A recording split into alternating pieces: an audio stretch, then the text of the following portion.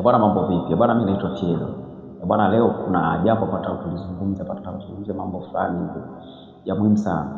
Bwana, kwenye jamii zetu ushajiuliza kwa nini watu wengi au watu wenye pesa wanaonekana ni watu wenye roho mbaya? Yaani kuna namna fulani hivi kwenye jamii kila mtu mwenye mafanikio anaonekana kama ni mtu mwenye roho mbaya. Ushajiuliza ni kwa nini? Sasa leo nataka tuzungumze mambo ambayo yanawafanya watu waonekane wana roho mbaya. Na saa nyingine binadamu waweze kuchukia kwa namna fulani wanaonekana kama hawana kitu cha ziada kwenye mtaa. Yaani akipita sehemu unakuta kila mtu ana jamaa bwana anaomba sana, ili jamaa ana tabia mbaya na kitu kama hiyo. Bwana, siku zote kwenye mafanikio, mtu wote mwenye mafanikio au mtu mwenye pesa huwa anakuwa na mipaka. Hao watu wana tabia kuweka mipaka kwenye mambo fulani. Sasa ukishaweka mipaka, mtu ambaye hajafanikiwa au mtu ambaye hana pesa anamuona kama mtu mwenye roho mbaya, kwa sababu kuna vitu fulani alikuwa anavitarajia kutoka kwake, kuna vitu fulani alikuwa anavitaka kutoka kwake, anaambiwa hapana. Anambia bwana, hichi kitu siwezi kufanya, hichi kitu bwana, hapana, hichi kitu siwezi kufanya. Kwa ile mipaka huwa inamfanya yule mtu ambaye ameshindwa kusaidiwa au ameshindwa kufanyia kitu fulani na mtu mwenye pesa, kimfanya aone kama ni mtu mwenye roho mbaya, kimfanye aonekane kama ni mtu ambaye yani kama mtu ambaye hayuko sawa hivi. Yani kuna namna fulani anachukuliwa kama mtu fulani hivi ambaye hafai kwa jamii. Lakini kinachofanya asifai basi ni mipaka. Wale watu wanakuwa na mipaka sana. Kwa ukishakuwa na mipaka basi wanakuwa rahisi sana watu kukuchukia. Lakini kitu kingine ambacho kinafanya watu waliofanikiwa waonekana wana roho mbaya ni kuwa na kifupi unaweza kusema hawana muda wa kupoteza. Yani sio mtu ambaye anaweza kutoka nyumbani akaja kijioni kukaa na wewe aanze kupiga mastori. Kwa hiyo akipita ni nenda kupiga michongo yake kurudi nyumbani. Yani hana muda wa kukaa vijiweni kupoteza muda. Sasa wanapokuta mtu anapita naenda kazini, anatoka kazini anarudi, watu wasiofanikiwa wanaona kama ni mtu ambaye kama anadharau, kama mtu fulani hivi ambaye anajiona yuko bora zaidi kuliko wengine. Kumbe yule mtu anajua anachofanya, anajitambua, ni mtu mwenye akili timamu. Kwa anapopita pale anapita kwa sababu anajua hapa nikikaa nitapoteza muda. Na maskini walio wengi unakuta hata ukimpigia simu, vipi mwanangu uko wapi, anakuambia mimi niko sehemu fulani napoteza muda. Au mseo anapoteza muda. Lakini mtu mwenye mafanikio hana muda wa kupoteza. Na hicho ndio kitu ambacho kinafanya watu wengi sana wanawachukia, kwa sababu wanahisi wale ambao hawana kitu kama wanatengwa hivi na watu wenye mafanikio. Kumbe wale watu hawana muda wa kupoteza. Kwa wanapokuwa wanakosa muda wa kukaa na wewe kupiga story, basi anakuona wewe labda ufai. Wewe ni mtu ambaye unadharau. Sasa nyingine wewe unajikuta uko juu sana kuliko wao. Kwa mtu mwenye mafanikio hana muda wa kupoteza.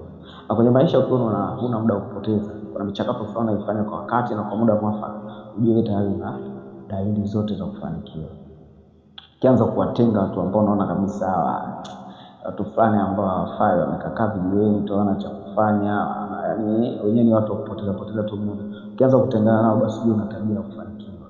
Kwa ukiwa hivyo ujue ni mwamba. Respect sana kwako. Kwa hivyo ndio wanavyokuwa. Lakini pia tabia ya tatu au kitu cha tatu ambacho kinafanya hawa watu wanaonekana kama wanachukiwa, wanaonekana kama ni watu ambao wana roho mbaya, hawafai.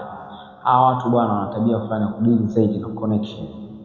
Connection za watu fulani ambao saa nyingine wanafanana na wao.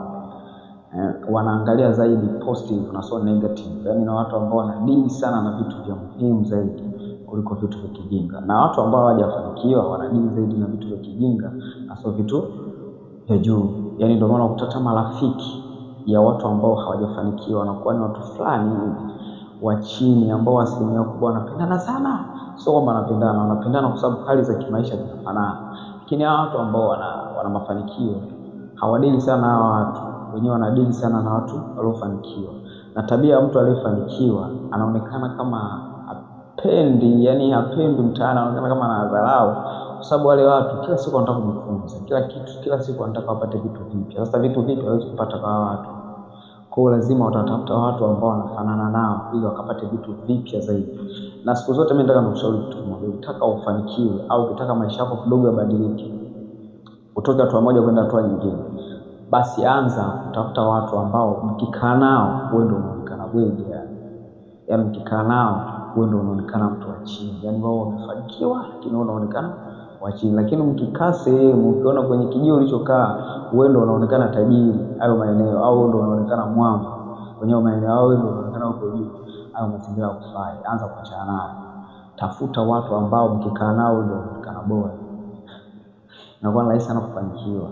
Kwa hiyo hawa watu wanaona kama mtu aliyefanikiwa anadharau, kwa sababu hawa watu wako tayari kukaa na watu walio juu zaidi, lakini sio level ya chini.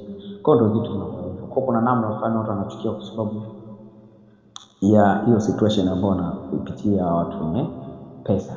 Yaani ni watu ambao wanatafuta sana watu wanaokuwa juu, sio watu wa chini. Connection. Maskini utafuta connection. Sisi tuko busy tu na connection zetu za namna gani, unakuta umekaa sehemu piga mastori yenu na vitu vingi mnajadili tuna vitu kama hivyo.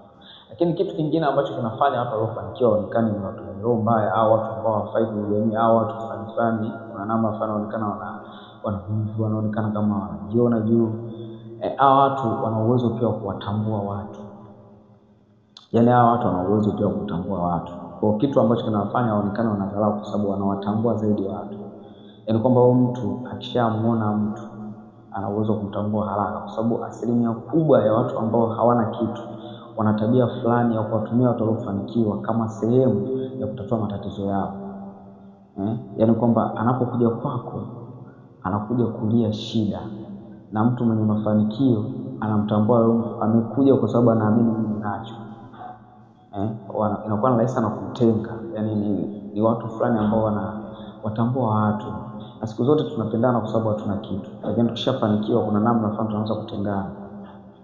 Ndio maana unaweza kuona kwenye kundi fulani la watu au marafiki unakuta wote tabia asili zao au maisha yao au kipato chao kinafanana. Lakini kuna kikundi fulani pia unakuta vitu vyao, mambo yao yanafanana. Kwa unakuta kuna kikundi cha watu fulani wenye mafanikio, lakini kuna kikundi fulani cha watu wenye maisha magumu au saa nyingine watu ambao wanafanikiwa kawaida. Kwa hao watu waliofanikiwa wana tabia kuwatambua haraka sana watu ambao hawajafanikiwa.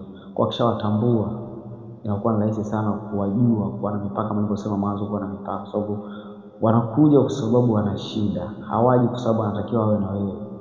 Kwa hawa watu ambao wamefanikiwa wakishagundua mtu anakuja kwa sababu ana shida, basi anakuwa rahisi kujitenga. Sasa akishajitenga na huyo mtu ambaye alitegemea kutatua tatizo lakini hajatatuliwa, basi yule mtu ambaye ana mafanikio anaonekana ana roho mbaya au ni mtu ambaye hafai au ni mtu lakini pia watu waliofanikiwa wana uwezo wa kutambua watu kiurahisi, kwa sababu ukishafanikiwa wataibuka watu aina nyingi. Wataibuka watu vivu, wataibuka watu vichuki, wataibuka watu wenye husda. Yaani kuna namna fulani, kuna watu watakuja kwenye maisha yako, yaani wanakuwa tuna miroho mibaya, yaani wanakuwa wamekuchukia. Kwa sasa wale watu wanawatambua wale watu, wakishawatambua wale watu na wao wanaona sasa, yaani kuna namna fulani wenyewe wana tabia mbaya, wanachuki, wana wivu na kila kitu. Lakini wakikaa kijiweni wanaanza kuzungumzia mabaya kwa wewe, kwamba mtu bwana, juzi nimeomba buku tu kanini, juzi nimeomba kitu fulani hivi kanini. Wanajipa umuhimu zaidi kwamba wao wanatakiwa zaidi kusaidiwa. Kumbe hapana. Lakini pia kuna wakati mwingine wanachukiwa kwa sababu tabia za matajiri bwana ziko tofauti. Kuna namna fulani kuna mtu ana hela nyingi, lakini ukienda kumuomba buku tu anakuzingua. Yaani bwana buku sina. Sasa yule maskini au yule mtu ambaye ana kipato cha chini anajiuliza, mambo vipi? Mbona ana hela mengi lakini ananimaje buku? Yule ana mandoto kubwa, anafikiria mambo makubwa zaidi. Mimi sasa unafikiria buku. Kwa lazima muende tofauti, muende njia tofauti. Kwa hiyo lazima atakuchukia tu. Kwa nini ananyima buku? Anipa walalo kutoa buku. Kwa kuna namna fulani za watu wanachukiwa, sio kwa sababu wana vitu vibaya. Wanachukiwa kwa sababu hawa watu wanajitambua, lakini pia wanajua vitu fulani kwa rahisi. Lakini kitu kingine ambacho kinafanya hawa watu wenye mafanikio wachukiwe, yaani waonekane ni watu fulani pia kwa hawafai. Hawa watu bwana ni watu ambao wana mipango mingi, wana vitu vingi vya kufanya.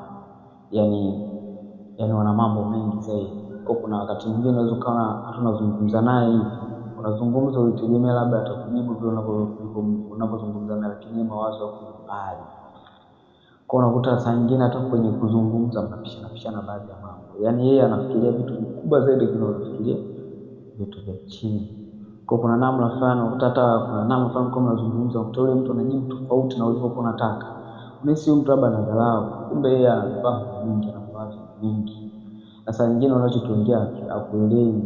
Mwanzo unatamani mkikaa hapo kwenye hicho video mzungumze vitu fulani, labda vinavyoongeza maendeleo, vitu vinavyo-boost mtu kutoka sehemu moja kwenda sehemu nyingine. Wewe kati unajizungumzia mademu, unazungumzia pombe, unazungumzia hadithi zako za jana, si ulienda wapi ukafanyaje. Yaani kuna namna fulani unakuta mnapishana, yaani mwenzio uko huku wanaona mpumbavu tu, anaamua kunyanyuka sepa. Sasa kinyanyuka kisepa unaanza kusema jamani, nadhani mbona hazisikilizi.